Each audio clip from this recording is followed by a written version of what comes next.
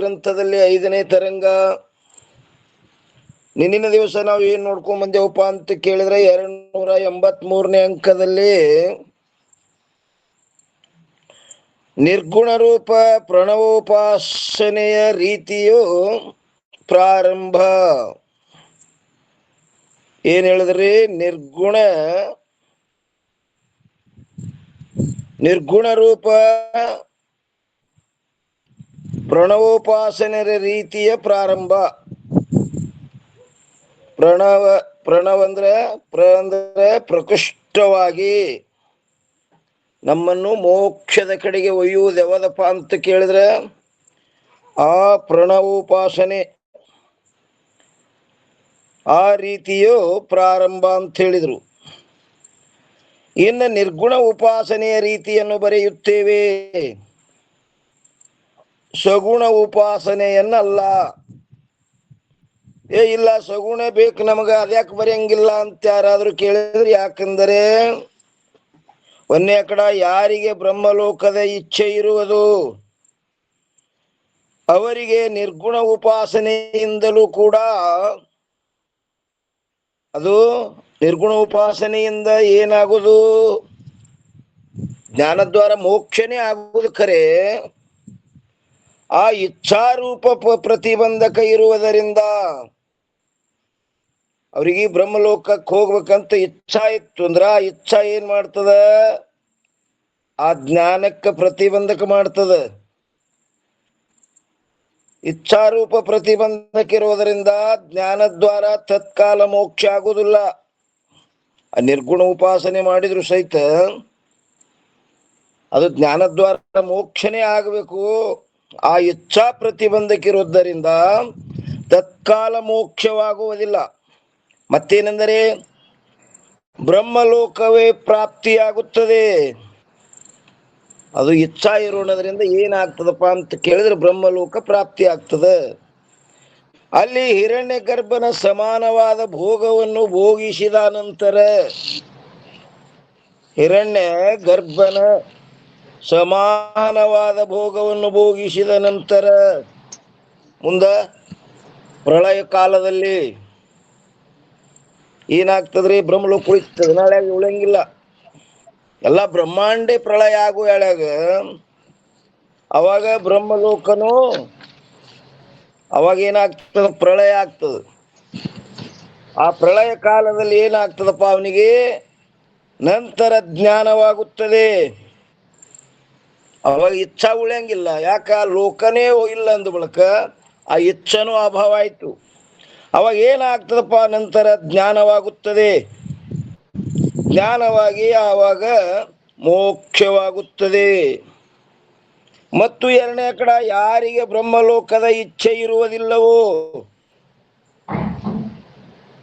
ಯಾರಿಗೆ ಬ್ರಹ್ಮಲೋಕದ ಇಚ್ಛೆ ಇರುವುದಿಲ್ಲವೋ ಅವರಿಗೆ ಈ ಲೋಕದಲ್ಲಿಯೇ ಜ್ಞಾನ ಉಂಟಾಗಿ ಮೋಕ್ಷವಾಗುತ್ತದೆ. ಎಲ್ಲಿ ಲೋಕಾಂತರಕ್ಕೆ ಹೋಗಂಗಿಲ್ಲ ಅವರು. ಯಾಕ?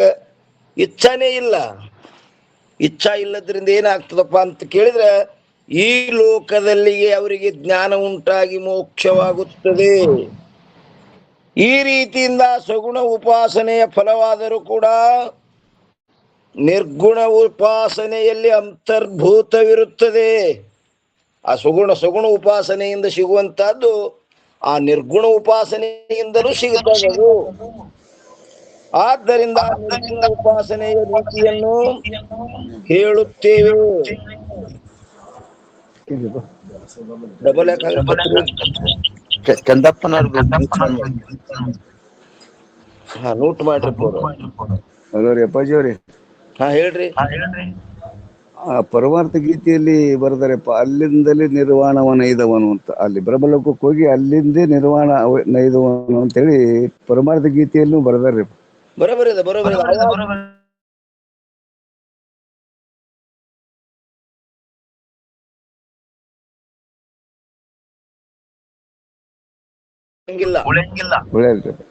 ಆ ಬ್ರಹ್ಮಲೋಕನೇ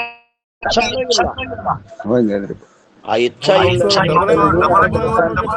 ಜ್ಞಾನೋದಯವಾಗಿ ಮೋಕ್ಷ ಆಗ್ತದೆ. ನೋಟ್ ಮಾಡಿ.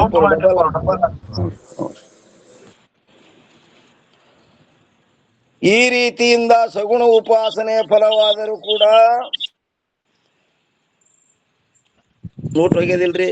ಓಂ ನಮಃ ಶಿವರಿ ಅಪ್ಪಾಜಿ ಸಾಷ್ಟಾಂಗ ಧನ್ಯವಾದ. ಹೇಳ್ರಿ. ಇದು ಲೋಕದಲ್ಲಿ ಇದೆ ಅಂತ ಅರ್ಥ ಆಗ್ಲಾಗ್ಯದಪ್ಪಾಜಿ, ಸ್ವಲ್ಪ ಬಿಡಿಸಿ ಹೇಳ್ರಿ. ಅದಕ್ಕ ಇಚ್ಛಾನೇ ಇಲ್ಲಂದ್ರ ಅವ ಎಲ್ಲಿ ಲೋಕಾಂತರಕ್ಕೆ ಹೋಗುವುದೇ ಇಲ್ಲ.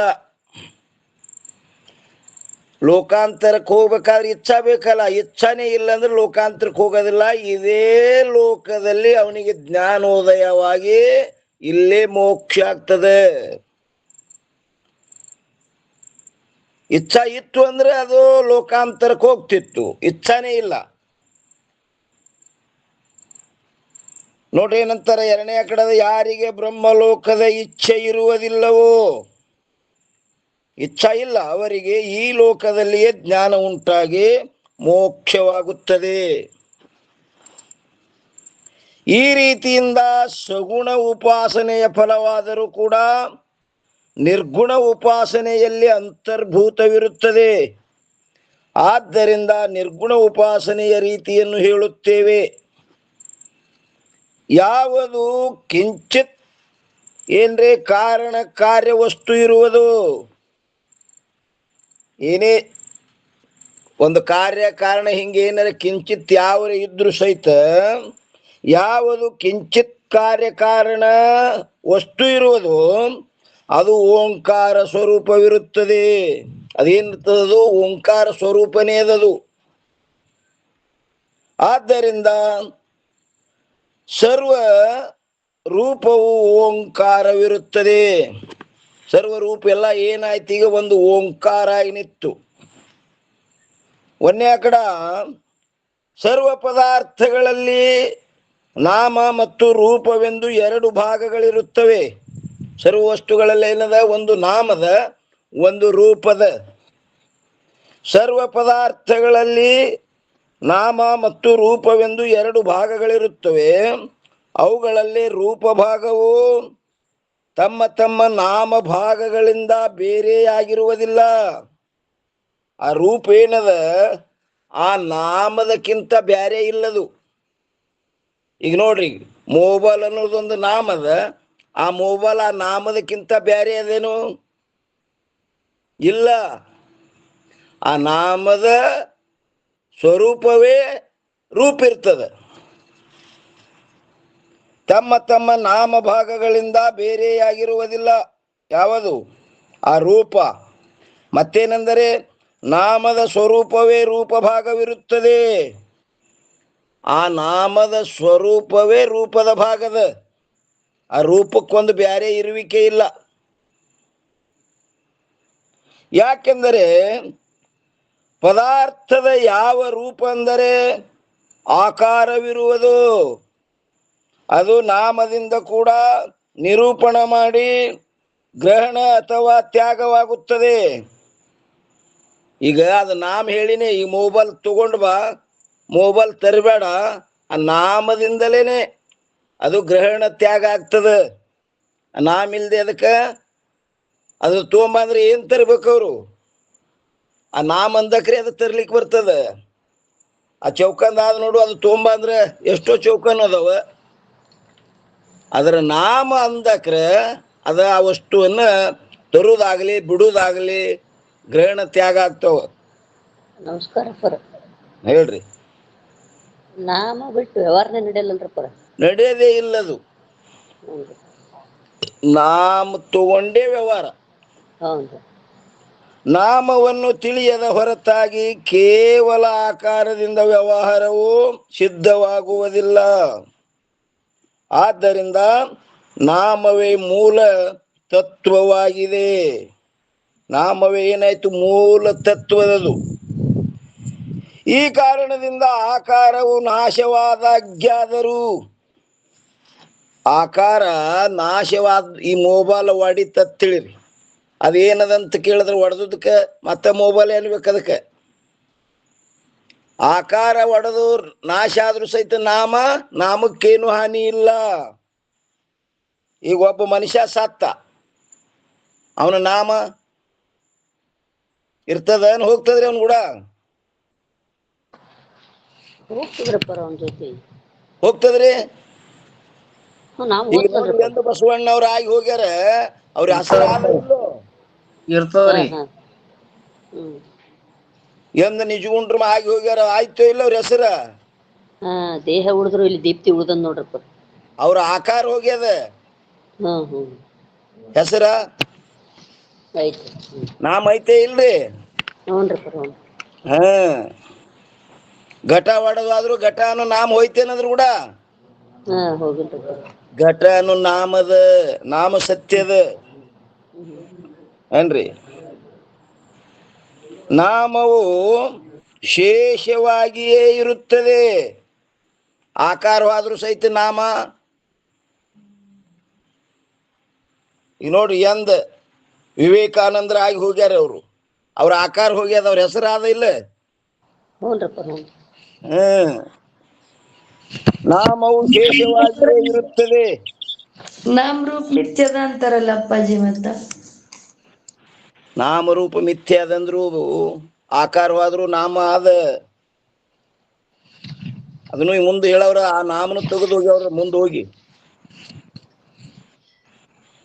ಹೇಗೆಂದರೆ ಘಟವು ನಾಶವಾಗುವುದರಿಂದ ಮೃತ್ತಿಕೆಯು ಶೇಷವಾಗಿ ಉಳಿಯುತ್ತದೆ. ಘಟ ಘಟವಾದ್ರೂ ಸಹಿತ ಮೃತ್ತಿಕೆ ಶೇಷವಾಗಿ ಉಳಿತಿಲ್ಲ. ಅದರಲ್ಲಿ ನೋಟ್ ಮಾಡ್ತ ಬರ್ರಿ, ಹೆಂಗೆ ಕಿರಿಕಿರಿ ಬರ್ತದೆ ನೀವು ಏನ್ ಕೇಳೋದು ಮಾತು ನೋಟ್ ಮಾಡೋದು ಅವಾಗೆ. ಅದರಲ್ಲಿ ಘಟವು ಮೃತ್ತಿಕೆಗಿಂತಲೂ ಭಿನ್ನವಾದ ವಸ್ತು ಅಲ್ಲ. ಮತ್ತೇನೆಂದರೆ ಮೃತ್ತಿಕೆಯ ಸ್ವರೂಪವೇ ಇರುತ್ತದೆ ಘಟ. ಹೇಗೋ ಹಾಗೆ ಆಕಾರವು ನಾಶವಾಗುವುದರಿಂದ ಮೃತ್ತಿಕೆಯಂತೆ ಶೇಷವಾಗಿ ಉಳಿದ ಯಾವ ನಾಮವಿರುವುದು. ಆ ಮೃತ್ತಿಕೆಯಂತೆ ಘಟವಾದ್ರೂ ಹೆಂಗ ಮೃತ್ತಿಕೆ ಉಳಿತು, ಹಂಗ ಆಕಾರವಾದ್ರೂ ಸಹಿತ ನಾಮವಿರ್ತದೆ, ನಾಮ ಇರುವುದು. ಅದರಿಂದ ಆಕಾರವು ಭಿನ್ನವಾಗಿರುವುದಿಲ್ಲ, ಆ ನಾಮದಕ್ಕಿಂತ ಆಕಾರ ಭಿನ್ನವಾಗಿರುವುದಿಲ್ಲ. ಆಕಾರ ನಾಮದ ಸ್ವರೂಪವೇ ಇರ್ತದೆ. ಮತ್ತೇನೆಂದರೆ ನಾಮ ಸ್ವರೂಪವಾಗಿಯೇ ಆಕಾರವಿರುತ್ತದೆ. ಆಕಾರ ಏನಾಯ್ತು, ನಾಮದ ಸ್ವರೂಪ ಆಯ್ತು. ಅಥವಾ ಘಟ ಶರಾವ ಮೊದಲಾದವುಗಳಲ್ಲಿ ಮೃತ್ತಿಕೆಯು ಕೂಡಿಕೊಂಡು ಇರುವುದು ಅನುಗತವಿರುತ್ತದೆ, ಕೂಡಿಕೊಂಡಿರುವುದು ಅನುಗತವಿರುತ್ತದೆ. ಇಲ್ಲಿ ಘಟ ಶರಾವ ಮೊದಲಾದವುಗಳು ಏನಂತಾರೆ, ಪರಸ್ಪರಗಳಲ್ಲೇ ವ್ಯಭಿಚಾರಿಗಳಾಗಿರುತ್ತವೆ. ಘಟ ಅಂದ್ರೆ ಪರ್ಯಾಣ ಅಲ್ಲ, ಪರ್ಯಾಣ ಅಂದ್ರೆ ಘಟ ಅಲ್ಲ. ಅವ ಹೆಂಗವ, ವ್ಯಭಿಚಾರಿ ಅದಾವು. ಆದ್ದರಿಂದ ಘಟಶರಾವಾದಿಗಳು ಮಿಥ್ಯವಿರುತ್ತವೆ. ಅವುಗಳಲ್ಲಿ ಅನುಗತವಾದ ಮೃತ್ತಿಕೆಯು ಹೆಂಗದದು, ಸತ್ಯವಿರುತ್ತದೆ. ಇಲ್ಲೊಂದು ಟಿಪ್ಪಣಿ ಕೊಟ್ಟಾರ, ಘಟ ಶರಾವ ಅನ್ನೋದ್ರ ಮ್ಯಾಗ ಒಂದು ಎಷ್ಟು 325. ಶರಾವ ಅಂದರೆ ಹರವಿ ಮತ್ತು ಮೊದಲಾದಂದ್ರೆ ಅವು ಮುಚ್ಚಳ ಮತ್ತು ಇನ್ನೂ ಎಷ್ಟೋ ಗಡಿಗೆ ಮಡಿಕೆ ಇರ್ತಾವು. ಶಬ್ದದಿಂದ ಅನ್ಯ ಯಾವ ಮಣ್ಣಿನ ಪಾತ್ರೆ, ಗಡಿಗೆ, ಮುಚ್ಚಳ ಮೊದಲಾದವುಗಳು ಗ್ರಹಣವಿರುತ್ತದೆ. ಇನ್ನೊಂದೇನು ಬತ್ತು 326. ಅದು ಹೆಂಗ, ಮೃತ್ತಿಕೆಯು ಸತ್ಯವಿರುತ್ತದೆ ಅನ್ನೋದ್ರ ಮ್ಯಾಗ ಕೊಟ್ಟಾರ ನೋಡ್ರಿ.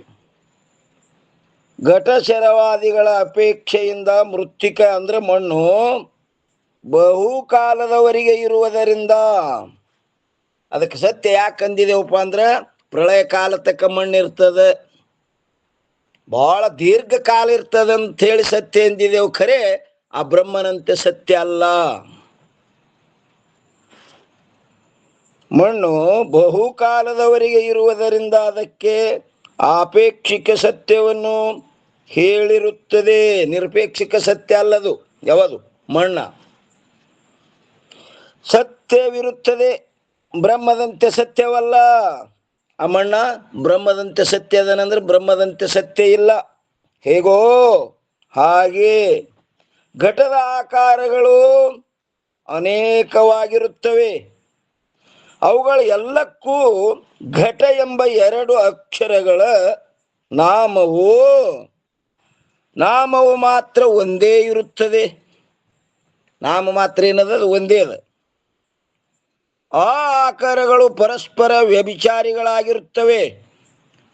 ಆದರೂ ಸರ್ವಘಟಗಳ ಆಕಾರಗಳಲ್ಲಿ ನಾಮ ಒಂದೇ ಅನುಗತವಿರುತ್ತದೆ. ಸರ್ವಘಟಾದಿಗಳಲ್ಲಿ ಘಟಗಳೇನೋ ಅನೇಕ ಅದಾವು, ಆದರೆ ಎಲ್ಲದರಲ್ಲಿ ನಾಮ ಒಂದೇ ಅನುಗತದದು, ಅನುಸೂತ. ಆದ್ದರಿಂದ ಮಿಥ್ಯವಾದ ಆಕಾರವು ಸತ್ಯವಾದ ನಾಮದಿಂದ ಭಿನ್ನವಾಗಿರುವುದಿಲ್ಲ. ಏನಂತಾರೆ? ಮಿಥ್ಯವಾದ ಆಕಾರವು, ಆಕಾರ ಹೆಂಗದ? ಮಿಥ್ಯ ಅದ. ಆ ಮಿಥ್ಯವಾದ ಆಕಾರವು ಸತ್ಯವಾದ ನಾಮದಿಂದ ಭಿನ್ನ ಇರುವುದಿಲ್ಲದು. ಆ ನಾಮದ ಸ್ವರೂಪವೇ ಆಕಾರ ಇರ್ತದೆ. ಈಗ ನೋಡ್ರಿ, ಮೊಬೈಲ್ ಅನ್ನೋ ನಾಮ, ಆ ಮೊಬೈಲ್ ಆ ನಾಮದಕ್ಕಿಂತ ಬೇರೆ ಆಕಾರ ಬೇರೆ ಅದೇನದು ಇಲ್ಲ.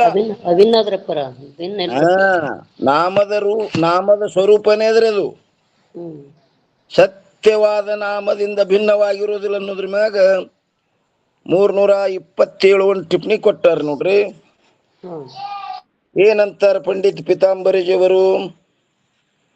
ಘಟದ ಅಪೇಕ್ಷೆಯಿಂದ ಘಟ ಎಂಬ 2 ಅಕ್ಷರಗಳು ನಾಮವು ಬಹುಕಾಲದ ಪರ್ಯಂತರವಾಗಿ ಇರುತ್ತದೆ. ಅದು ಬಹುಕಾಲ ಎಂದಾಗಿ ಹೋಗ್ಯಾರ ನೋಡ್ರಿ. ಯಾರು? ಮಹಾತ್ಮ ಗಾಂಧೀಜಿಯವರು, ಇವರೆಲ್ಲ ಆಗಿ ಹೋಗ್ಯಾರ. ಅವ್ರ ಹೆಸರು ಇನ್ನೂ ಉಳ್ದದಿಲ್ಲ. ಹ್ಞೂನ್ರಿ. ಘಟದ ಅಪೇಕ್ಷೆಯಿಂದ ಘಟ ಎಂಬ 2 ಅಕ್ಷರಗಳ ನಾಮವು ಬಹುಕಾಲದ ಪರ್ಯಂತರವಾಗಿ ಇರುತ್ತದೆ. ಯಾವ ಪ್ರಕಾರ ದೇವತೆಗಳು ಪುಣ್ಯಕ್ಷಯವಾಗುವುದರಿಂದ ಪತನ ಹೊಂದುವಂಥವರಾಗಿದ್ದರೂ ಕೂಡ ಬಹುಕಾಲದವರೆಗೆ ಇರುವುದರಿಂದ ಹೇಗೆ ಅಮರರೆಂದು ಹೇಳಿಸಿಕೊಳ್ಳುತ್ತಾರೆಯೋ, ಅವರು ಅಮರರು. ಏನಂತಾರ ನೋಡ್ರಿ? ಅವರು ಪುಣ್ಯ ತೀರಿ ಮತ್ತೆ ಭೂಲೋಕಕ್ಕೆ ಬಂದ್ರು. ಅವರು ನಾಮ ಮಾತ್ರ ಮತ್ತಲ್ಲಿ ಸತ್ತು ಇಲ್ಲೇ ಹುಟ್ಟಬೇಕ್ರಿ ಅವರು. ಹ್ಞೂನ್ರಿ.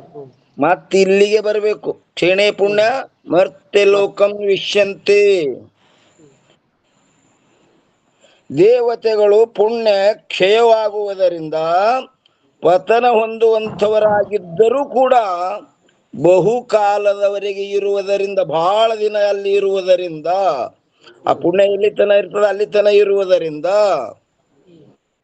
ಹೇಗೆ ಅಮರರೆಂದು ಹೇಳಿಸಿಕೊಳ್ಳುತ್ತಾರೆಯೋ ಅದರಂತೆ ನಾಮವಾದರೂ ಕೂಡ ಸತ್ಯ ನಿತ್ಯವೆಂದು ಹೇಳಿಸಿಕೊಳ್ಳುತ್ತದೆ. ಆಪೇಕ್ಷಿಕ ಸತ್ಯ ಅಂತದು. ಅದು ಬ್ರಹ್ಮದಂತೆ ನಿರಪೇಕ್ಷಿಕ ಸತ್ಯ ಅಲ್ಲ. ಯಾವುದು? ನಾಮ ಸಹಿತ. ಸತ್ಯವಾದ ನಾಮದಿಂದ ಭಿನ್ನವಾಗಿರುವುದಿಲ್ಲ. ಈ ರೀತಿಯಿಂದ ಸರ್ವ ಪದಾರ್ಥಗಳ ಆಕಾರವು ತಮ್ಮ ತಮ್ಮ ನಾಮಗಳಿಂದ ಭಿನ್ನವಾಗಿರುವುದಿಲ್ಲ. ಸರ್ವ ಆಕಾರಗಳು ತಮ್ಮ ತಮ್ಮ ನಾಮದಕ್ಕಿಂತ ಬ್ಯಾರೆ ಅದಾವೇನಂದ್ರೆ ಇಲ್ಲ. ಮತ್ತೇನೆಂದರೆ ನಾಮ ಸ್ವರೂಪವಾಗಿಯೇ ಆಕಾರಗಳಿರುತ್ತವೆ. ಆಕಾರಗಳು ನಾಮದ ಸ್ವರೂಪವಾಗಿನೇ ಇರ್ತಾವ ಪ್ರತಿಯೊಂದು. ನೋಡ್ರಿ, ಅದಕ್ಕೆ ನಾಮಂದೇ ಆ ಆಕಾರ ಗುರ್ತಿಡಿಬೇಕಾದ್ರೂ ಸಹಿತ ಅದು ಆ ನಾಮಕ್ಕೆ ಬಿಟ್ಟು ಬೇರೆ ಇಲ್ಲ. ಎರಡನೇದ್ದು, ಆ ಸರ್ವನಾಮಗಳು ಓಂಕಾರಕ್ಕಿಂತಲೂ ಭಿನ್ನವಿರುವುದಿಲ್ಲ. ಅವು ಯಾವೇ ನಾಮ ಇರ್ಲಿ, ಅವು ಓಂಕಾರಕ್ಕಿಂತ ಅವು ಭಿನ್ನಿಲ್ಲ. ಏನಾದ್ರು ಸರ್ವನಾಮಗಳೀಗ ಓಂಕಾರ ಏನಿತ್ತು ಈಗ. ಮತ್ತೇನೆಂದರೆ ಓಂಕಾರ ಸ್ವರೂಪವೇ ನಾಮಗಳಿರುತ್ತವೆ. ಆ ನಾಮಗಳು ಎದ್ರ ಸ್ವರೂಪ? ಅದು ಓಂಕಾರ ಸ್ವರೂಪ. ಯಾಕಂದರೆ ಹೇಳುವ ಮಾತನಾಡುವ ಶಬ್ದವನ್ನು ನಾಮವೆಂದು ಕರೆಯುತ್ತಾರೆ. ನಾಮ ಅಂದ್ರೇನು? ಹೇಳುವ ಮಾತನಾಡುವ ಶಬ್ದವನ್ನು ನಾಮವೆಂದು ಕರೆಯುತ್ತಾರೆ. ಮತ್ತು ಪ್ರಣವ ಬಿಟ್ಟು ಇಲ್ಲೇ ಇಲ್ರಪ್ಪರ, ಪ್ರಣವದಾಗೆ ಅದಲ್ರಿ ಎಲ್ಲ ನೋಡ್ರಿ, ಎಲ್ಲ ಪ್ರಣವ ಸ್ವರೂಪ. ಮತ್ತು ಲೌಕಿಕ ಹಾಗೂ ವೈದಿಕ ಸರ್ವ ಶಬ್ದಗಳು ಓಂಕಾರದಿಂದಲೇ ಉತ್ಪನ್ನಗಳಾಗಿರುತ್ತವೆ. ಅದು ಲೌಕಿಕ ಇರಲಿ, ವೈದಿಕ ಇರಲಿ, ಸರ್ವ ಶಬ್ದಗಳು ಓಂಕಾರದಿಂದಲೇ ಉತ್ಪನ್ನಗಳಾಗಿರುತ್ತವೆ. ಇದನ್ನು ಶ್ರುತಿಯಲ್ಲಿ ಪ್ರಸಿದ್ಧವಾಗಿ ಹೇಳಿರುತ್ತದೆ. ಸಂಪೂರ್ಣ ಕಾರ್ಯ ಏನ್ರಿ? ಸಂಪೂರ್ಣ ಕಾರ್ಯಗಳು ಕಾರಣದ ಸ್ವರೂಪವಾಗಿರುತ್ತವೆ. ಕಾರ್ಯ ಅದರ ಸ್ವರೂಪ, ಕಾರಣ ಸ್ವರೂಪದದು. ನಾಮಗಳು ಕಾರ್ಯ, ಅದು ಕಾರಣ ಏನು? ಓಂಕಾರ. ಓಂ ಅಲ್ಲಿಂದ ಹೊರಡುದ್ರಿ ಮೊದಲ. ಅಕಾರ ಉಕಾರ ಮಕಾರ ಬಿಟ್ಟು ಏನು ಇಲ್ಲ ನೋಡ್ರಪ್ಪರ. ಇಲ್ಲ ಇಲ್ಲ ಇಲ್ಲ. ಸಂಪೂರ್ಣ ಕಾರ್ಯಗಳು ಕಾರಣದ ಸ್ವರೂಪವಾಗಿರುತ್ತವೆ. ಆದ್ದರಿಂದ ಓಂಕಾರವು ಕಾರ್ಯವಾದ ಯಾವ ವಾಚಕ ಶಬ್ದ, ನೋಡ್ರಿ, ಓಂಕಾರದ ಕಾರ್ಯವಾದ ಯಾವ ವಾಚಕ ಶಬ್ದ ಹಾಗೂ ನಾಮರೂಪಗಳಿರುವವೋ, ಆ ನಾಮರೂಪಗಳು ಏನು ಅವಲ್ಲ, ಅವು ಓಂಕಾರ ಸ್ವರೂಪವಿರುತ್ತವೆ. ಈ ನಾಮರೂಪಗಳಲ್ಲಿ ಏನದು? ಓಂಕಾರ ಸ್ವರೂಪ ಆಯ್ತೀಗ. ಈ ರೀತಿಯಿಂದ ರೂಪಭಾಗವು ಯಾವ ಪದಾರ್ಥಗಳ ಆಕಾರವಿರುವುದು ಅವೆಲ್ಲವೂ ನಾಮರೂಪ, ಆ ನಾಮ ಸ್ವರೂಪಗಳಿರುತ್ತವೆ. ಅವೆಲ್ಲ ಏನದು? ನಾಮ ಸ್ವರೂಪ ಆಯಿತು. ಮತ್ತು ಆ ಸರ್ವನಾಮಗಳು ಓಂಕಾರ ಸ್ವರೂಪವಿರುತ್ತವೆ.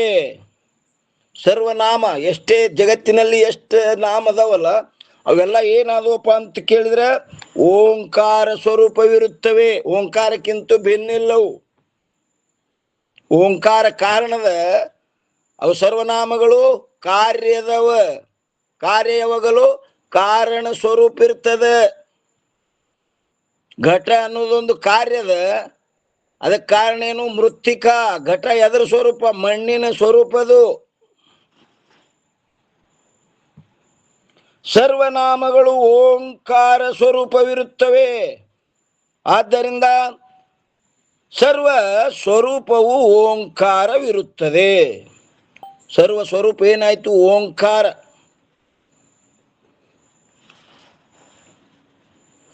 ಇನ್ನು 284 ಓಂಕಾರಕ್ಕೂ ಮತ್ತು ಬ್ರಹ್ಮಕ್ಕೂ ಅಭೇದವಿರುತ್ತದೆ. ಆ ಓಂಕಾರಕ್ಕೂ ಮತ್ತು ಬ್ರಹ್ಮಕ್ಕೇನದ? ಅಭೇದದ. ಓಂಕಾರ ಅಂದ್ರೆ ಬ್ರಹ್ಮ, ಬ್ರಹ್ಮ ಅಂದ್ರೆ ಓಂಕಾರ.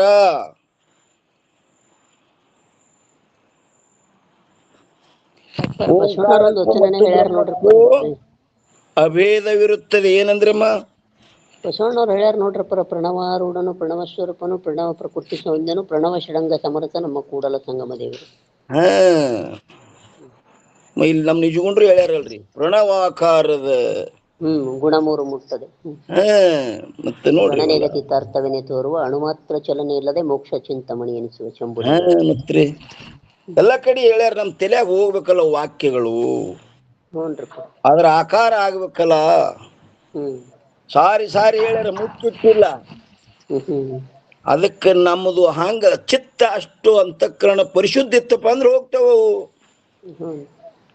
ಇನ್ನ 3ನೇ ಆಕಡ ಹೇಗೆಂದರೆ, ಒಂದನೇದ್ದು ಸರ್ವದರ ಸ್ವರೂಪವು ಹೇಗೆ ಓಂಕಾರವಿರುತ್ತದೆಯೋ ಅದರಂತೆ ಸರ್ವದರ ಸ್ವರೂಪವು ಬ್ರಹ್ಮವಿರುತ್ತದೆ. ಸರ್ವದರ ಸ್ವರೂಪ ಏನದು? ಬ್ರಹ್ಮ. ಅದು ಏನಂದ್ರಿ ಬ್ರಹ್ಮ ಸರ್ವರ ಸ್ವರೂಪದದು. ಆದ್ದರಿಂದ ಓಂಕಾರವು ಬ್ರಹ್ಮರೂಪವಿರುತ್ತದೆ. ಇನ್ನು ಎರಡನೇ ಕಡ, ಅಥವಾ ಓಂಕಾರವು ಬ್ರಹ್ಮದ ವಾಚಕವಿರುತ್ತದೆ. ಓಂಕಾರ ಅನ್ನೋದು ಬ್ರಹ್ಮದ ವಾಚಕದ, ಬ್ರಹ್ಮವು ವಾಚ್ಯವಿರುತ್ತದೆ. ನೋಡ್ರಿ, ವಾಚಕ ವಾಚ್ಯ. ಓಂಕಾರ ಬ್ರಹ್ಮದ ವಾಚಕ ಆಯ್ತು, ಬ್ರಹ್ಮ ವಾಚ್ಯ. ವಾಚ್ಯ ಅಂದ್ರೆ ಅರ್ಥ. ಮೊಬೈಲ್ ಅನ್ನೋದು ವಾಚಕ, ಅದು ಅರ್ಥವೇನ್ರಿ? ವಾಚ್ಯ. ಮೊಬೈಲವೇ ವಾಚ್ಯ. ಅಥವಾ ಓಂಕಾರವು ಬ್ರಹ್ಮದ ವಾಚಕವಿರುತ್ತದೆ, ಬ್ರಹ್ಮವು ವಾಚ್ಯವಿರುತ್ತದೆ. ವಾಚಕ್ಕೂ ಮತ್ತು ವಾಚಕಕ್ಕೂ ಅಭೇದವಾಗುತ್ತದೆ. ವಾಚಕಕ್ಕೂ ವಾಚಕ್ಕೂ ಏನದ? ಅಭೇದದ. ಆದ್ದರಿಂದಲೂ ಕೂಡ ಓಂಕಾರವು ಬ್ರಹ್ಮರೂಪವಿರುತ್ತದೆ. ಓಂಕಾರ ಏನದ? ಬ್ರಹ್ಮರೂಪದ. ಬ್ರಹ್ಮ ಸರ್ವದರ ಸ್ವರೂಪದದು. ಮತ್ತು ಇನ್ನು ಮೂರನೇ ಕಡ, ಅಂದ್ರ ಯಥೋ ವಾಚೋ ನಿವರ್ತಂತೆ ಅಪ್ರಾಪ್ಯ ಮನಸಾಸ. ಹಿಂಗ್ ಒಂದ್ ವೇಳೆ ಶ್ರುತಿಗೆ ವಿರೋಧ ಬರ್ತದ ಅಂದ್ರೆ ಅದಕ್ಕೆ ಇಲ್ಲಿ ಮೂರನೇ ಕಡ ಹೇಳ್ತಾರೆ. ಇಲ್ಲಿ ವಿಚಾರ ದೃಷ್ಟಿಯಿಂದ ನೋಡಿದ್ದಾದರೆ, ಇಲ್ಲಿ ವಿಚಾರನು ಪದ ತಂದ್ರ ನೋಡ್ರಿ. ಯಾಕ? ಯಥೋ ವಾಚ್ಯೋ ನಿವರ್ತಂತೆ ಅಪ್ರಾಪ್ಯ ಮನಸಾಸ. ವಾಣಿಗೂ ಮನಸ್ಸಿಗೂ ಅದು ನೆಲಕಂಗಿಲ್ಲ ಅಂದ್ರೆ ಶ್ರುತಿಗೆ ವಿರೋಧ ಬರ್ತದಲ್ಲ ಅಂತ ಕೇಳಿದ್ರೆ ಇಲ್ಲಿ ಹೇಳ್ತಾರೆ. ಇಲ್ಲಿ ಏನ್ ಹೇಳ್ತಾರೆ? ಮೂರನೇ ಕಡದಾಗ ವಿಚಾರ ದೃಷ್ಟಿಯಿಂದ ನೋಡಿದ್ದಾದರೆ ಅಕ್ಷರವು ಬ್ರಹ್ಮದಲ್ಲಿ ಅಧ್ಯಸ್ಥವಿರುತ್ತದೆ. ಆ ಶ್ರುತಿಗೆ ನಾವು ವಿರೋಧ ಆಗ್ಬಿಡಂಗಿಲ್ಲ ಅಂತಾರ. ಏನಂತಾರೆ? ವಿಚಾರ ದೃಷ್ಟಿಯಿಂದ ನೋಡಿದ್ದಾದರೆ ಅಕ್ಷರವು ಬ್ರಹ್ಮದಲ್ಲಿ ಅಧ್ಯಸ್ಥವಿರುತ್ತದೆ. ಅಕ್ಷರ ಏನಾಯ್ತು? ಬ್ರಹ್ಮದಲ್ಲಿ ಅಧ್ಯಸ್ಥ. ಅಧ್ಯಸ್ಥ ಅಂದ್ರಿ ದೋಷರಹಿತತ್ವೇ ಅಧ್ಯಸ್ಥ. ಸತಿ ಸಂಸ್ಕಾರ ಜನ್ಯತ್ವ ಮಧ್ಯಸ್ಥಂ. ಅಧ್ಯಸ್ಥಂ. ಇದು ಎಲ್ರಿ? ದೃಷ್ಟಾಂತವಾದ ರಜ್ಜು ಸರ್ಪದಲ್ಲಿ ಆದು ತೋಂಡದ್ದಲ್ಲಿ ಆ ಸರ್ಪ ದೋಷದಿಂದನೂ ಹುಟ್ಟ್ಯದ ಮತ್ತು ಸಂಸ್ಕಾರದಿಂದ ಹುಟ್ಟ್ಯದ. ಎರಡರಿಂದ ಹುಟ್ಟ್ಯದ್ರಿ ಅದು. ದೋಷಜನ್ಯತ್ವೇ ಸತಿ ಸಂಸ್ಕಾರಜನ್ಯತ್ವಂ ಅಧ್ಯಸ್ಥಂ. ಅದು ಸರ್ಪ ಏನಾಯ್ತಲ್ಲಿ? ಅಧ್ಯಸ್ಥಾಯ್ತು. ಸರ್ಪಿಗೆ ಅಧಿಷ್ಠಾನ ಏನ್ರಿ? ಹಗ್ಗ. ಹಗ್ಗ ಏನಾಯ್ತು? ಅಧಿಷ್ಠಾನ ಆಯ್ತು. ವಿಚಾರ ಮಾಡಿದ್ರ ಆ ಅಧ್ಯಸ್ಥ ರೂಪ ಸ್ವರ್ಪ ಏನಾಯ್ತ್ರಮ್ಮ? ಬ್ಯಾಟ್ರಿ ಹೊಡೆದು ನೋಡಿದ್ರ ಹಗ್ಗದ ಸ್ವರೂಪ ಅಧಿಷ್ಠಾನ ಸ್ವರೂಪೇ ಆಗ್ತದದು.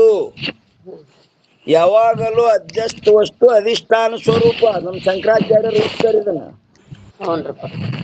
ಅಧ್ಯಸ್ಥ ವಸ್ತು ಅಧಿಷ್ಠಾನ ಸ್ವರೂಪ. ಹಾಗಿಲ್ಲಿ ಓಂಕಾರ ಏನಾಯ್ತ್ರಿ? ಅಧ್ಯಸ್ಥವಿರುತ್ತದೆ. ಬ್ರಹ್ಮನೇ ಅಧಿಷ್ಠಾನ. ಬ್ರಹ್ಮವು ಅದಕ್ಕೆ ಅಧಿಷ್ಠಾನವಿರುತ್ತದೆ.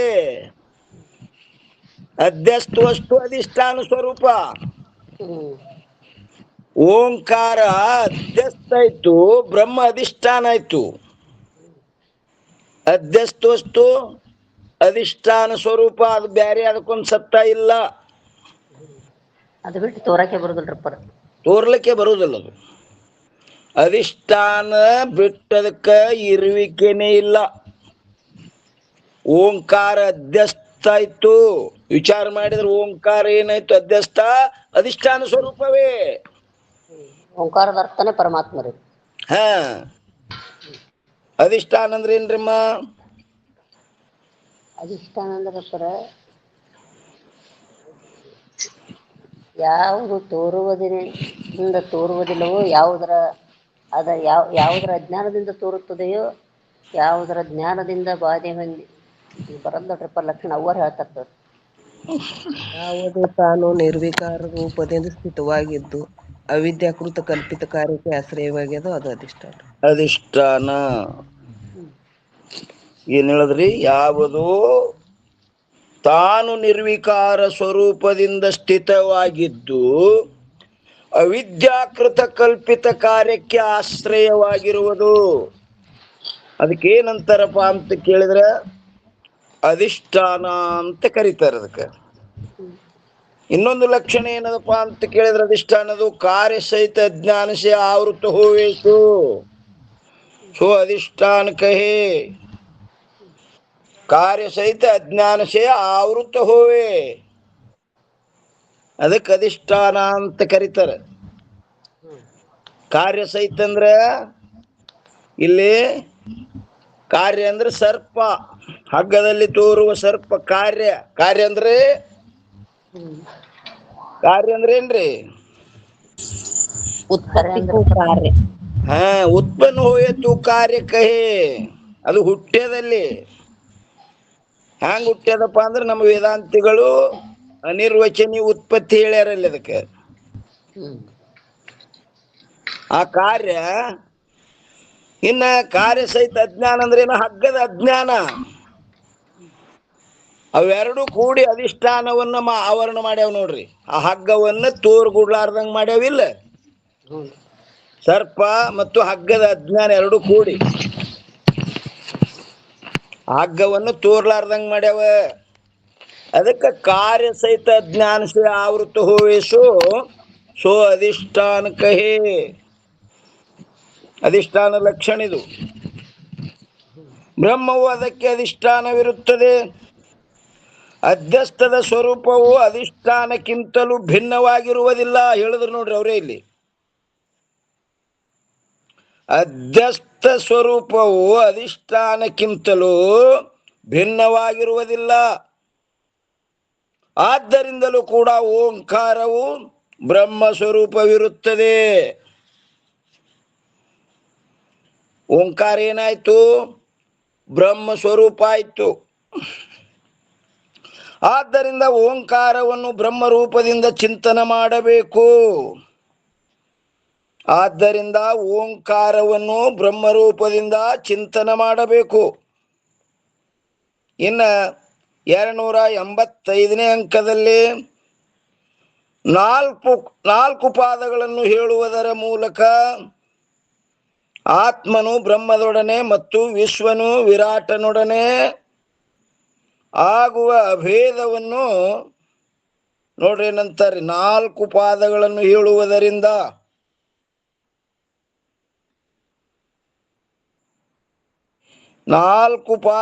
ಹೇಳುವುದರ ಮೂಲಕ ಆತ್ಮನು ಬ್ರಹ್ಮದೊಡನೆ ಮತ್ತು ವಿಶ್ವನು ವಿರಾಟನೊಡನೆ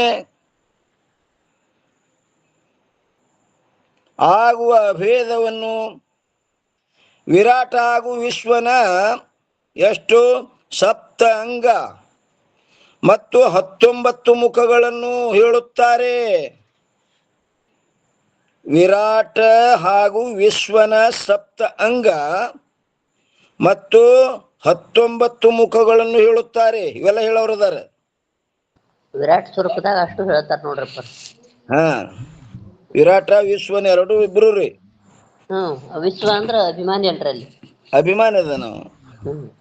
ಇಲ್ಲಿ ನೋಡ್ರಿ 4ನೇ ಅಕ್ಕಡದಲ್ಲಿ ಬ್ರಹ್ಮರೂಪ ಓಂಕಾರವನ್ನು ಆತ್ಮನೊಡನೆಯೂ ಕೂಡ ಅಭೇದ ರೂಪದಿಂದ ಚಿಂತನೆ ಮಾಡಬೇಕು. ಬರೀ ಬ್ರಹ್ಮದೊಡನೆ ಆದ ಕೂಡಲೇ ಆ ಆತ್ಮ ಬೂಳಿತನಲ್ಲಿ. ಇಲ್ಲಿ ಬ್ರಹ್ಮರೂಪ ಓಂಕಾರವನ್ನು ಆತ್ಮನೊಡನೆಯೂ ಕೂಡ ಅಭೇದ ರೂಪದಿಂದ ಚಿಂತನೆ ಮಾಡಬೇಕು. ಯಾಕಂದರೆ ಆತ್ಮನಿಗೂ ಬ್ರಹ್ಮನಿಗೂ ಮುಖ್ಯ ಅಭೇದವಿರುತ್ತದೆ. ಬ್ರಹ್ಮನ ಜೋಡಣೆ ಮಾಡ್ರಿ, ಬೇಡ ಆತ್ಮನ ಜೋಡಣೆ ಮಾಡ್ರಿ. ಅದಕ್ಕೆ ಆತ್ಮನಿಗೂ ಬ್ರಹ್ಮನಿಗೂ ಏನದ? ಮುಖ್ಯ ಅಭೇದವಿರುತ್ತದೆ. ಅಲ್ಲೇನು ಬಾಧ ಮಾಡೋದು ಯಾವುದಿಲ್ಲ. ಮುಖ್ಯ ಸಮಾನಾಧಿಕರಣ. ಹೆಂಗ ತಂದೆ ಮಗನಂತೆ ಉದಾಹರಣೆ. ಮತ್ತು ಅದು ಅಲ್ಲಿ ಮಗ ಹುಟ್ಟೇನೆ ಅನ್ನೋದು ಹಿಂಗಿಲ್ಲ. ಅಲ್ಲಿ ದೃಷ್ಟಾಂತ ಯಾವಾಗಲೂ ಏಕದೇಶಿ ಇರ್ತವು. ಆತ್ಮನಿಗೂ ಬ್ರಹ್ಮನಿಗೂ ಮುಖ್ಯ ಭೇದವಿರುತ್ತದೆ. ಮತ್ತು ಬ್ರಹ್ಮನಿಗೆ ಹೇಗೆ 4 ಪಾದಗಳಿರುತ್ತವೆಯೋ ಅದರಂತೆ ಆತ್ಮನಿಗೂ ಕೂಡ 4 ಪಾದಗಳಿರುತ್ತವೆ. ಬ್ರಹ್ಮನಿಗೆ ಹೇಗೆ 4 ಪಾದಗಳಿರುತ್ತವೆಯೋ ಅದರಂತೆ ಆತ್ಮನಿಗೂ ಕೂಡ 4 ಪಾದಗಳಿರುತ್ತವೆ. ಪಾದ ಅಂದ್ರೆ ಕಾಲ ಅಂತ ತಿಳ್ಕೊಳ್ಳೋದಿಲ್ರಿ ಇಲ್ಲಿ. ಅದಕ್ಕೆ ಪಾದದ ಅಂತರ ಮ್ಯಾಗ ಟಿಪ್ಪಣಿ ಕೊಟ್ಟಾರ ನೋಡ್ರಿ. 328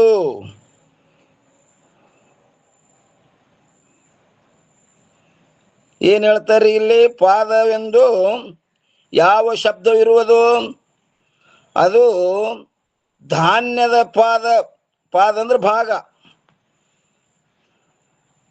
ಧಾನ್ಯದ ಭಾಗದಂತೆ ವಿಭಾಗ ರೂಪಾರ್ಥವನ್ನು ಬೋಧಿಸುತ್ತದೆ ಹೊರತು ಆಕಳ ಪಾದದಂತೆ ಅವಯವ ಅಂಗರೂಪ ಪಾದವನ್ನು ಬೋಧಿಸುವುದಿಲ್ಲ. ಏನ್ ಅರ್ಥ ಐತ್ರಿ ಇದು? ಈ ಅವಯವ ಅಂದ್ರ ಅವಯವ ಅಲ್ಲದು, ನಿರ್ವಹಣೆ ಆದ್ರಿ. ಇಲ್ಲಿ ಪಾದ ಹಂಗ ಅರ್ಥ ಮಾಡ್ಬೇಡಂದಾರ ಅವರು. ಹಾ, ಆಕಳ ಪಾದಂಗ ಆಕಳಿಗೆ ಹೆಂಗ್ ಕಾಲದವ ಹಂಗ ತಿಳ್ಕೊಬೇಡ್ರಿ ನೀವು. ಅಂದ್ರೆ ಮನುಷ್ಯ ಒಟ್ಟು ಶರೀರದಂತೆ ಅಂತಲ್ಲ. ಧಾನ್ಯದ ಪಾದ. ಧಾನ್ಯದೊಳಗ ಪಾದ ಭಾಗ ಮಾಡ್ತಾರಿಲ್ರಿ ಧಾನ್ಯದೊಳಗ. ಹೌನ್ರಪ್ಪ. ನೀವು ಶೇಂಗಾದ ಪಾಲಾದ ಮಾಡುದು ನೋಡ್ರಿ ಇಲ್ಲ? ಹೌನ್ರಪ್ಪ. ಹತ್ತಿ ಪಾಲ ಮಾಡ್ತಿದ್ರಿ, ಹೆಸರುಕಾಯಿ ಪಾಲ ಮಾಡ್ತಿದ್ರಿ. 20 ಪಾಲ್ ಮಾಡ್ತೀರಿ ನೋಡ್ರಿ. ಶೇಂಗಾದ ಪಾಲು 20, 16, 12. ಹೌನ್ರಪ್ಪ. ಹಂಗ ಧಾನ್ಯದ ಭಾಗದು. ಪಾದ ಅಂದ್ರೆ ಕಾಲಲ್ಲ.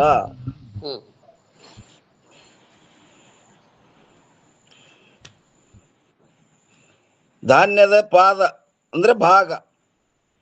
ಭಾಗದಂತೆ ವಿಭಾಗ ರೂಪ ಅರ್ಥವನ್ನು ಬೋಧಿಸುತ್ತದೆ ಹೊರತು ಆಕಳ ಪಾದದಂತೆ ಅವಯವ ಅಂಗರೂಪ ಅರ್ಥವನ್ನು ಬೋಧಿಸುವುದಿಲ್ಲ.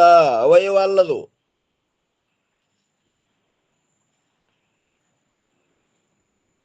ಬ್ರಹ್ಮನಿಗೆ ಹೇಗೆ 4 ಪಾದಗಳಿರುತ್ತವೆಯೋ ಅದರಂತೆ ಆತ್ಮನಿಗೂ ಕೂಡ 4 ಪಾದಗಳಿರುತ್ತವೆ. ಅವು ಯಾವ ಅನ್ನೋದು ಹೇಳ್ತಾರ್ರಿ. ಪಾದವೆಂದರೆ ಭಾಗವೆಂದು ಅರ್ಥವಿರುತ್ತದೆ. ಪಾದ ಅಂದ್ರೆ ಭಾಗ. ಅದಕ್ಕೆ ಅಂಶವೆಂತಲೂ ಕೂಡ ಹೇಳುತ್ತಾರೆ.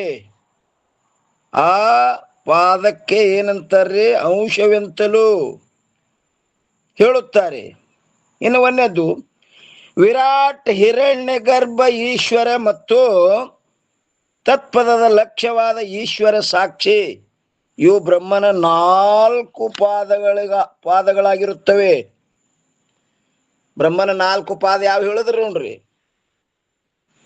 ವಿರಾಟ್, ಹಿರಣ್ಯ ಗರ್ಭ, ಈಶ್ವರ ಮತ್ತು ತತ್ಪದದ ಲಕ್ಷ್ಯವಾದ ಈಶ್ವರ ಸಾಕ್ಷಿ ಇವು ಬ್ರಹ್ಮನ 4 ಪಾದಗಳಾಗಿರುತ್ತವೆ. ವಿರಾಟ್ ಅಂದ್ರೆ ಏನ್ರಿ? ಸಮಷ್ಟಿ ಸ್ಥೂಲ ಶರೀರ. ಹಿರಣ್ಯ ಗರ್ಭ ಅಂದ್ರೆ ಸಮಷ್ಟಿ ಸೂಕ್ಷ್ಮ ಶರೀರ.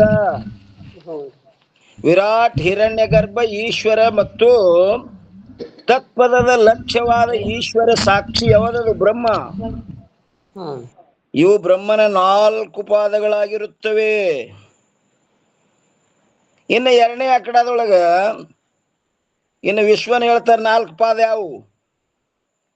ವಿಶ್ವ, ತೈಜಸ, ಪ್ರಾಜ್ಞೆ ಮತ್ತು ತ್ವಂಪದದ ಲಕ್ಷ್ಯವಾದ ಜೀವ ಸಾಕ್ಷಿ ಆತ್ಮ. ಇವು ಆತ್ಮನ 4 ಪಾದಗಳಾಗಿರುತ್ತವೆ. ವ್ಯಷ್ಟಿ ಹೇಳಿದ್ರು ನೋಡ್ರಪ್ಪ. ವ್ಯಷ್ಟಿ ಹೇಳಿದ್ರು ನೋಡ್ರಿ. ಜೀವ ಸಾಕ್ಷಿಗೆ ತೂರ್ಯ ಎಂದು ಹೇಳುತ್ತಾರೆ. ಆ ಜೀವ ಸಾಕ್ಷಿ ಅಂದ್ರೆ ಮತ್ತೇನ್ರಿ ತಿಳ್ಕೊಂಡ್ರಿ? ತೂರ್ಯ. ಇನ್ನು ಒಂದನೇದ್ದು ಸಮಷ್ಟಿ ಸ್ಥೂಲ ಪ್ರಪಂಚ ಸಹಿತವಾದ ಚೇತನಕ್ಕೆ ವಿರಾಟವೆಂದು ಹೇಳುತ್ತಾರೆ. ವಿರಾಟ ಅಂದ್ರೇನು? ಸಮಷ್ಟಿ ಸ್ಥೂಲ ಪ್ರಪಂಚ ಸಹಿತವಾದ ಚೇತನಕ್ಕೆ ವಿರಾಟವೆಂದು ಹೇಳುತ್ತಾರೆ. ಅರ್ಜುನನಿಗೆ ತೋರಿಸಲಿಲ್ರಿ ಪರಮಾತ್ಮ ತನ್ನ ವಿರಾಟ ಸ್ವರೂಪ.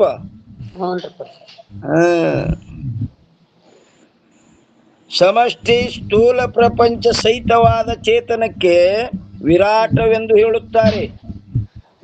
ಇನ್ನು ಎರಡನೇದು ವ್ಯಷ್ಟಿ ಸ್ಥೂಲ ಅಭಿಮಾನಿಗೆ ವಿಶ್ವನೆಂದು ಹೇಳುತ್ತಾರೆ. ಇವ ಸ್ಥೂಲ ಅಭಿಮಾನಿಗಳು ವಿಶ್ವವನ್ನು ಜಾಗೃತ ಅವಸ್ಥೆಯಲ್ಲಿ ಇದ್ದು ವಿಶ್ವವನ್ನು ಅರಿತಾನಂದ್ರೆ ವಿಶ್ವ ಅಂತ ಬಂದಿರ್ತಾರೆ. ವಿರಾಟ ರೂಪನ ಹಾಗೂ ವಿಶ್ವನ ಉಪಾಧಿಯು ಸ್ಥೂಲವಿರುತ್ತದೆ. ಏನ್ರಿ? ವಿರಾಟ ರೂಪನ ಹಾಗೂ ವಿಶ್ವನ ಉಪಾಧಿಯು ಸ್ಥೂಲವಿರುತ್ತದೆ. ಸ್ಥೂಲ ದೇಹ ಅದಲ್ರಿ ಇದು, ಕಣ್ಣಿಗೆ ಕಾಣಿಸ್ತದಲ್ರಿ. ಅವನಿಗೂ ಕಾಣಿಸ್ತದ. ಸ್ಥೂಲವಿರುತ್ತದೆ. ಆದ್ದರಿಂದ ವಿರಾಟ ರೂಪನು ವಿಶ್ವನಿರುತ್ತಾನೆಯೇ ಹೊರತು ವಿರಾಟ ರೂಪನು ವಿಶ್ವನಿರುತ್ತಾನೆ ಹೊರತು ವಿರಾಟಕ್ಕಿಂತಲೂ ಭಿನ್ನವಿರುವುದಿಲ್ಲ. ವಿರಾಟಕ್ಕಿಂತ ಬೇರೆ ಇಲ್ರಿ ಇವ. ಬೇಡ, ಎಲ್ಲ ಸ್ಥೂಲ ಶರೀರಗಳು ಕೂಡಿ ಒಂದು ಸಮಷ್ಟಿ ಶರೀರ ಆಗಿದೆ ಏನ್ರಿ?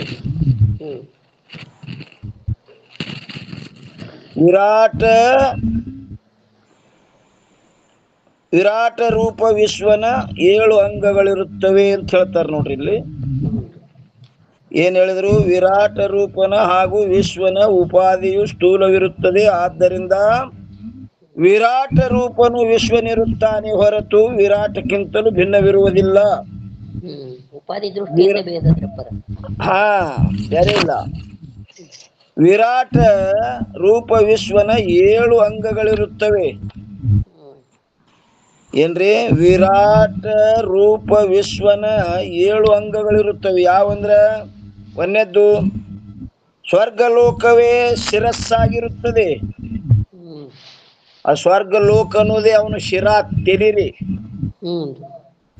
ಇನ್ನು ಎರಡನೇದ್ದು ಸೂರ್ಯನೇ ನೇತ್ರಗಳಾಗಿರುತ್ತಾನೆ. ಅವನ ಕಣ್ಣು ಯಾವಪ್ಪ ಅಂದ್ರೆ ಸೂರ್ಯ.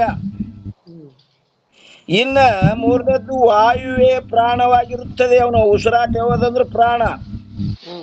ಆ ವಾಯು ಏನದಲ್ಲ, ವಾಯುವಿನೇ ಅವನು ಪ್ರಾಣ. ಇನ್ನು ನಾಲ್ಕನೇದ್ದು ಆಕಾಶವೇ ಮುಂಡವಾಗಿರುತ್ತದೆ. ಮುಂಡ ಅಂದ್ರೆ ಈ ಶರೀರ ಕೆಳಗದಲ್ರಿ ಇದೆಲ್ಲ ಮುಂಡ.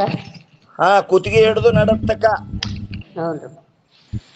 ಕೂತಿಗೆ ಹಿಡಿದು ನಡತ್ತಕ ಏನೇ ದಡ ಅದ ನೋಡ್ರಿ, ದಡನೇ ಒಂದು ಮುಂಡವಾಗಿರುತ್ತದೆ. ಇನ್ನು ಐದನೇದು ಸಮುದ್ರ ರೂಪ ಜಲವೇ ಮೂತ್ರ ಸ್ಥಾನವಾಗಿರುತ್ತದೆ. ಅವನು ಮೂತ್ರ ಬಿಡ ಸ್ಥಾನ ಹತ್ರ ಅದು. ಎಷ್ಟು ಸಮುದ್ರದ ಅಷ್ಟು ನೀರೆಲ್ಲ.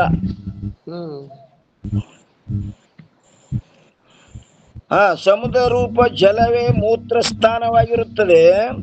ಇನ್ನು ಆರನೇದ್ದು ಪೃಥ್ವಿಯೇ ಪಾದ ಆಗಿರುತ್ತವೆ. ಇಡೀ ಭೂಮಂಡಲೆಲ್ಲ ಅವನ ಪಾದ ನೋಡ್ರಪ್ಪ, ಪೂರ ಅವನ ಪಾದ. ಅದಕ್ಕೆ ಅವರು ನಮ್ಮ ಇದ್ರ ಮಹಾರಾಜರ್ರಿ ಇಲ್ಲಿ ನಮ್ಮ ತೆಳಗ್ ಬರ್ತಾರ್ರಿ. ಅವರು ಭೂಮಿಗೆ ನಮಸ್ಕಾರ ಮಾಡ್ಲಿಕ್ಕೆ ಹಚ್ತಾರೆ ಅವ್ರು. ಗಳಿಗೆ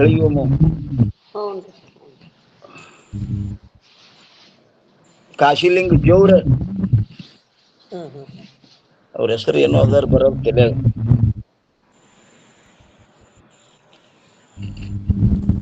ಪಾಂಡುರಂಗ ಮಹಾರಾಜರಪ್ಪ. ಪಾಂಡುರಂಗ ಮಹಾರಾಜರು ಬತ್ ನೋಡ್ರಿ. ಪಾಂಡುರಂಗ ಮಹಾರಾಜರು ಭೂಮಿಗೆ 2 ನಿಮಿಷ ಕೈ ನಮಸ್ಕಾರ ಮಾಡ್ಲಿಕ್ಕೆ ಹಚ್ತಾರ ಅವ್ರು. ಯಾಕಂದ್ರೆ ಪರಮಾತ್ಮನ ಪಾದದವು. ಪೃಥ್ವಿಯೇ ಪಾದವಾಗಿರುತ್ತದೆ. ಇನ್ನು ಏಳದ್ದು ಯಾವ ಅಗ್ನಿಯಲ್ಲಿ ಹೋಮ ಮೊದಲಾದವುಗಳ ಏನ್ರಿ, ಯಾವ ಅಗ್ನಿಯಲ್ಲಿ ಹೋಮ ಮಾಡುತ್ತಾರೆಯೋ ಆ ಅಗ್ನಿಯೇ ಮುಖವಾಗಿರುತ್ತದೆ. ಅವನ ಮುಖ ಯಾವದಪ್ಪ ಅಂದ್ರೆ ಅಗ್ನಿನೇ. ಓಂ ಇಂದ್ರಾಯ ಸ್ವಾಹ ಅಂತ ಹವಿರ್ಭಾವ ಕೊಡ್ತಾರ ನೋಡ್ರಿ.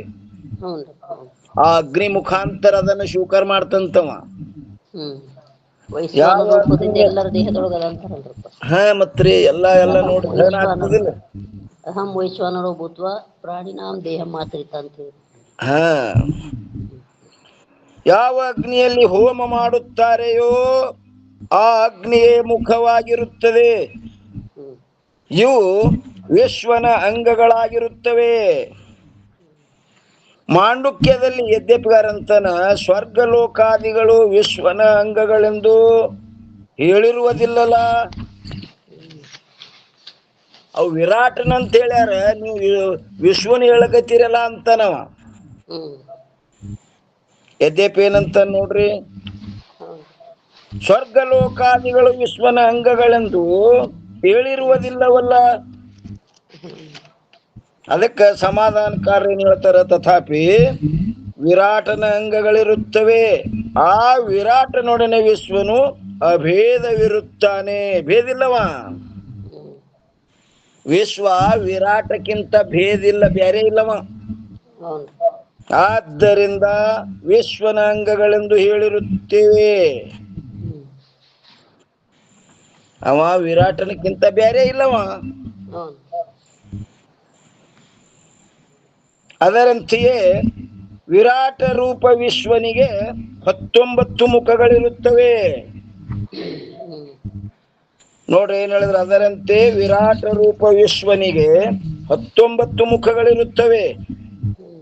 ಅವು ಯಾವಪ್ಪ ಅಂದ್ರ ಪಂಚ ಪ್ರಾಣ, ಪಂಚ ಕರ್ಮೇಂದ್ರಿಯ, ಪಂಚ ಜ್ಞಾನೇಂದ್ರಿಯ ಮತ್ತು ಅಂತಃಕರಣ ಚತುಷ್ಟಯ.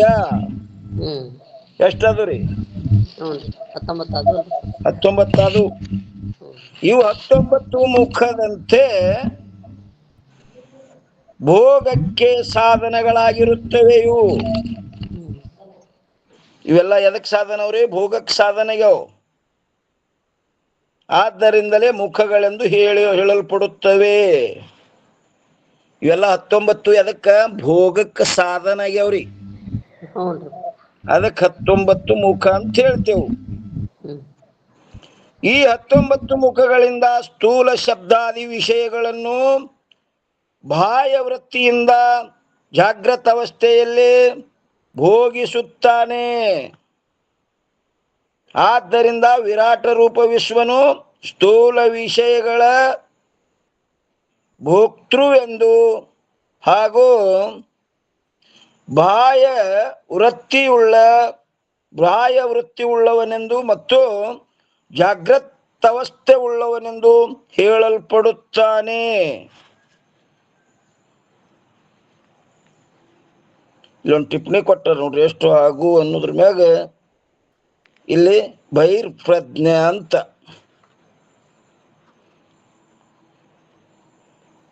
ಟೈಮ್ ಆಗಿದ್ರಿ. ಟೈಮ್ ಆಗಿತ್ತಂದ್ರೆ ಈ 286ನೇ ಅಂಕ ಚತುರ್ದಶ ತ್ರಿಪುಟಿಯನ್ನು ಹೇಳೋರದರ.